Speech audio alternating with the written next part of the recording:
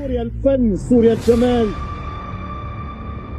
سوريا الشعر والدراما، سوريا المسرح والسينما. قاتلوا من أجل ماضينا، من أجل تاريخنا، قاتلوا من أجل ذكريات مستقبلنا. لا تتركونا نقاتل لوحدنا، نذهب لوحدنا.